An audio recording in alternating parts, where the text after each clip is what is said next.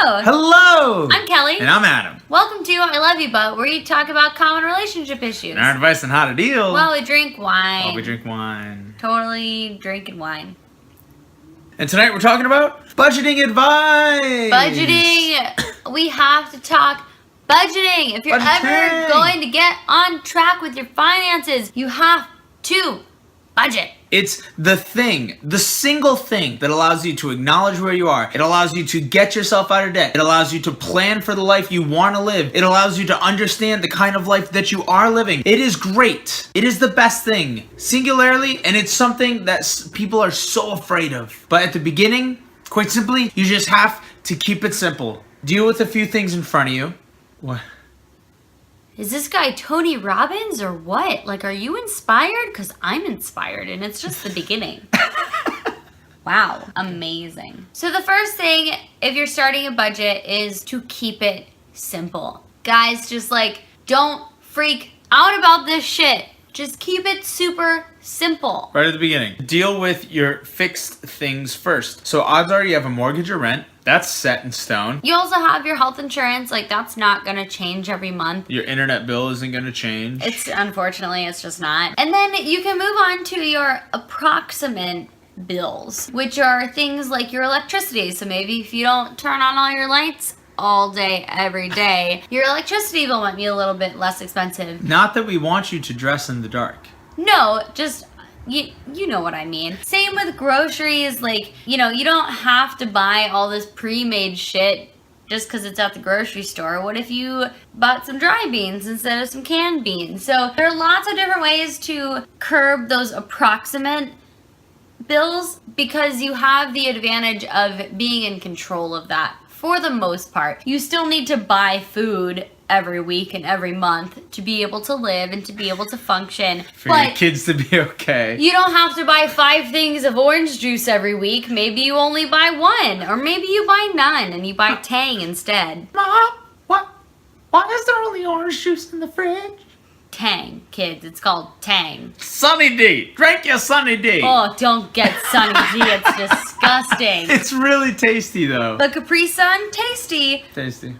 Waste of money. It's all corn syrup. Can we be honest? So anyways, fixed expenses. Moving forward, you have your approximate expenses. You add those up and you have a little bit of a range to how much you know you're going to spend every single month. There's your starting place. And then budgeting allows you to plan for the unexpected as well. So you have your range where it's going to fall, and then you also can build towards an emergency fund. And a great way to build an emergency fund is by taking all that money that you were snowballing into debt, paid off this credit card, then that one. Then you took all the money from the 2 and tackled the 3rd one, and then something else. And then you have this free money, and you use that money to build up an emergency fund. Because you know exactly how much money you have to spend every month to keep a shelter over your head and to keep food in your belly and to not... As opposed to the fridge.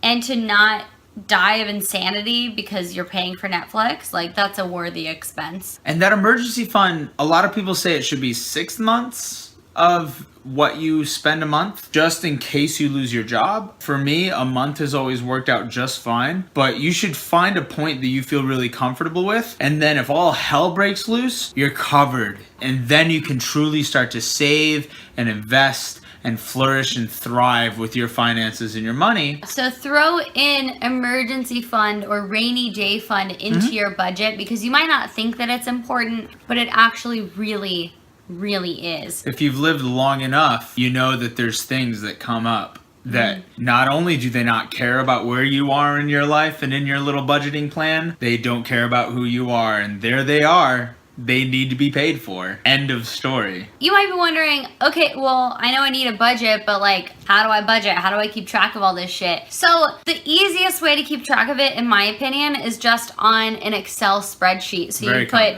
rent this amount, utilities this amount, groceries around this amount, wine budget around this amount. There are a few other options that are awesome. Like, for a while we were using YNAB, which is an acronym for You Need a Budget. We used I Need a Budget. We used You Need a Budget. app, and it was totally awesome. It really helped us both get back on track at the time. The other one that we tried out for a little while is Mint, and I've seen friends have a lot of success with this. Mint's great because it tracks your expenses for you. So YNAB requires you to put stuff in manually so that you're painfully aware of what you're spending. Mint allows you to do your thing, and then it tells you what you've been categorizing your money towards. But it might not be as accurate as you telling YNAB or your Excel spreadsheet exactly what you spent it on, because Mint will just kind of look at your finances and go, oh, you spent at Target, which means it was just frivolous. And you're like, no, I was actually buying like multi-purpose cleaner and toilet paper and Important paper towels. things. Those were household expenses, but Mint categorized it under luxury expenses. So I think that Mint is an awesome option. I think YNAB is great, but for me personally, what I'm using right now is just an Excel spreadsheet and keeping track every week or at least every month so that I know exactly where I am financially. And no matter how you feel about it, whether it makes you feel terrible or whether it makes you feel great, it is a wonderful tool to just tell you exactly where you're at.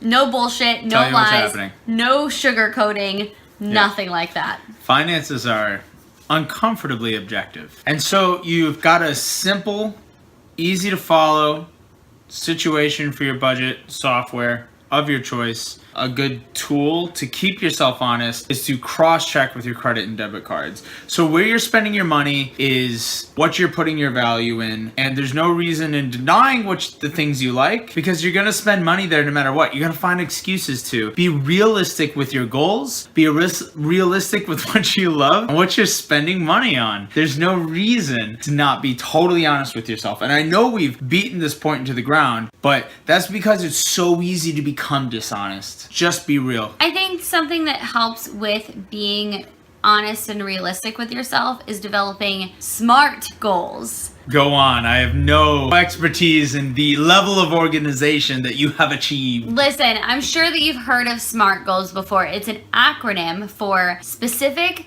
measurable, achievable, realistic, and timely. So you don't just say, oh, I want to save more money, because that doesn't help you at all. Nah. So you want to save $300 within. So you want to save So you want to save $300 within the next 2 months, which means you need to save $150 a month, and you need to subtract that from each paycheck that you get, and then it goes down from there. So it breaks everything down into manageable chunks, and then you can get to your bigger dream goal. Another trick that you can use is the cash trick. And I have a friend that uses it with her husband, and they swear by it. So they take all of their approximate expenses, like groceries and going out and wine, you know, all those things that really aren't negotiable but are, and they put their cash into an envelope every week. And they say, okay, this is the amount of money that I am allowed to spend on those approximate expenses. And when you're out, and you don't get more money to spend on drinks with your friends or at the grocery store or fulfilling your wine addiction. It's so true. Not alcoholism. And the beautiful thing is that money is taken out of your bank account early. It's almost like an advanced loan against yourself, because you're probably budgeting based on your bank account, not based on what's in your wallet. So within your budget, you can say, this is how much I'm going to give myself in cash, And then you these do are it. the things that I'm going to buy in cash each week. You don't necessarily have to say, oh, I spent $6.99 on wine this week. I spent $20 at the nail salon. But you can just say, this $50 a week, or however much it is, was put towards extraneous expenses.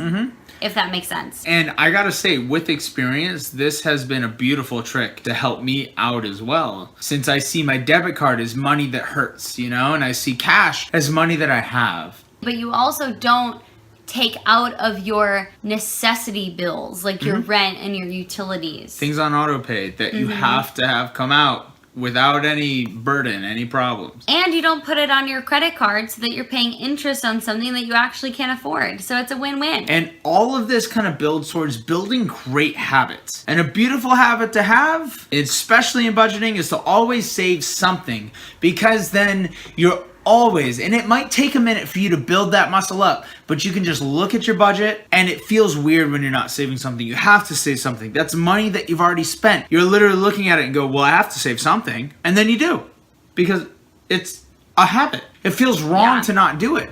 You want to get into the habit of saving money, whether it's $1 a week or $1 a day or $50 a month or whatever it is. The 10% rule is a good way to go. You might not think that you make enough money to save, but I promise you saving and building that emergency fund is so fucking important. It is. Because once you get into the habit of saving, no matter how much money you make, once you make more money, you will already be in the habit of saving, so then you can save even more money. And that rainy day is always going to come, whether you want it or not. And the money you save, emergency fund, retirement fund, whatever it is, it's gonna come in handy. It's as important as the groceries in your fridge. You can't ignore it and you can't take it for granted. Savings isn't just something that will happen someday. You really need to start now. Again, if it's 50 cents a day, just do it, because building that habit is more important than the actual money that will go into it. There's been so many times I was just putting away $10 a month in the hopes that someday it would build into something I could look at and go, oh, cool. And that $10 a month after like 2 years bailed me out of a situation I wouldn't have been able to get out of. And it didn't hurt while I was putting away $10 a month. So that's $250 a week? Yes. So this has been I Love You, but we need to talk about budgeting. Because budgeting is super important. So like, comment, subscribe. Share with your friends. Let us know if you have any questions about budgeting or personal finance or any relationship questions. And we'd be happy to get back to you personally or make a whole video about your individual question. Oh my God, a whole video. Maybe you think of something that we haven't. We want to know about that thing, because odds are if you thought of it, somebody else has thought of it too. And share your budgeting advice if you have any. If you agree or you disagree, let us know. We are interested. Have a beautiful rest of your evening. See you next time, guys. Bye.